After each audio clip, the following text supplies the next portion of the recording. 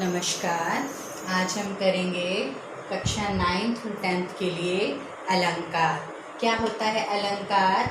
जैसे ये जो अलंकार है ये दो शब्दों से मिलकर के बना है, अलम प्लस कार। अलम का अर्थ क्या होता है? भूषित करना या सजाना। जैसे कोई भी औरत है जब वो गहने पहनती है तो वो सुंदर लगती है, सुशोभित लगती है।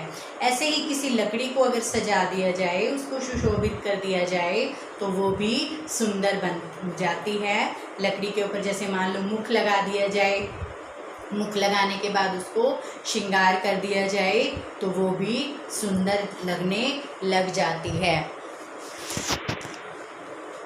जैसे स्त्री को गहनों से या फिर लकड़ी को सुंदर श्रृंगार करके सजाया जा सकता है, वैसे ही जो हमारा काव्य है या फिर जो हमारा गद्यांश है या पद्यांश है उसको भी अलंकारों के द्वारा सुशोभित किया जाता है। जैसे मतलब जो हमारा वाक्य होते हैं, वाक्यों को भी सुंदर बनाने के लिए, जैसे हम अपनी भाषा को भी सुंदर बनाने के लिए जो है लोकोक्तियों का प्रयोग भी करते हैं, मुहावरों का प्रयोग भी करते हैं, और ऐसे ही कविता रूप को सुंदर बनाने के लिए हम अलंकारों का प्रयोग जो है वो करते हैं।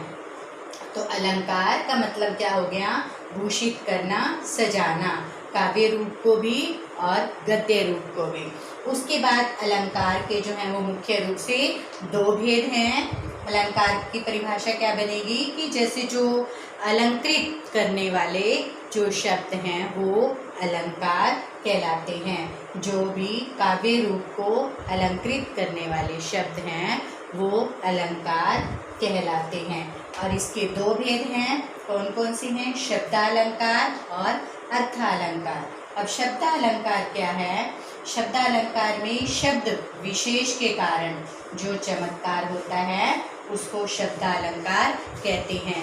यानी कि शब्दों का ऐसा प्रयोग किया जाता है जिनके कारण जो हमारा वाक्य होता है उसमें चमत्कार हो जाता है, वो वाक्य हमें सुंदर लगने लगता है।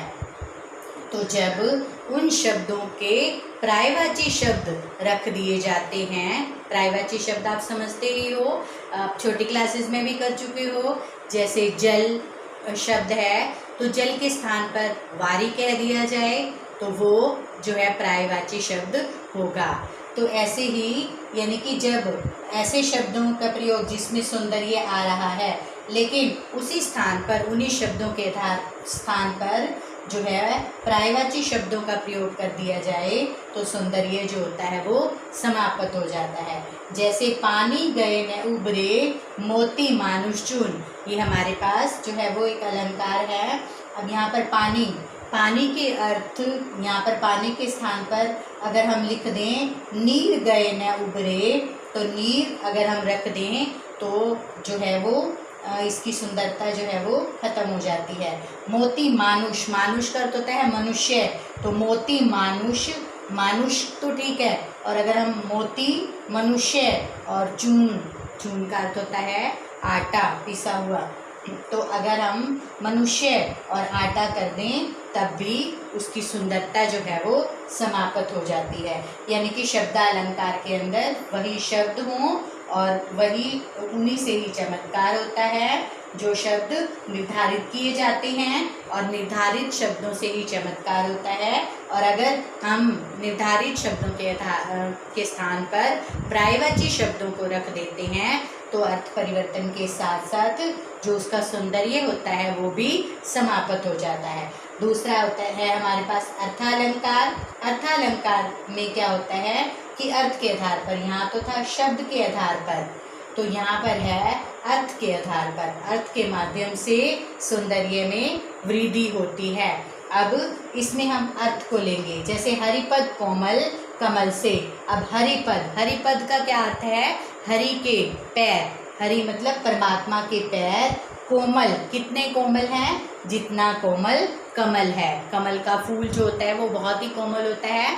कमल का फूल आप सबको पता ही है कि कहाँ पर पाया जाता है? पानी के अंदर पाया जाता है, और पानी की बूंदें उसको छू भी नहीं सकती, वो पानी में कीचड़ में ऊपर की ओर ही जो है वो उगता चला जाता है, यानी कि गंदगी उसको छू ही नहीं पाती, और वो कीचड़ में खिलता है और ऊपर की तरफ ही खिलता है। तो उसको गंदगी छू नहीं पाती, लेकिन वो बहुत ही कोमल होता है, बहुत ही सॉफ्ट होता है। तो उसके जो हरि के चरण हैं, जो प्रभु के चरण हैं, वो भी कमल के समान कोमल हैं। तो इतना ही, बाकी हम नेक्स्ट वीडियो में इनके भेद करेंगे, शब्दालंकार के भी और अर्थालंकार के भी। आगे जो भेद हैं वो नेक्स्ट वीडियो में करेंगे। धन्यवाद।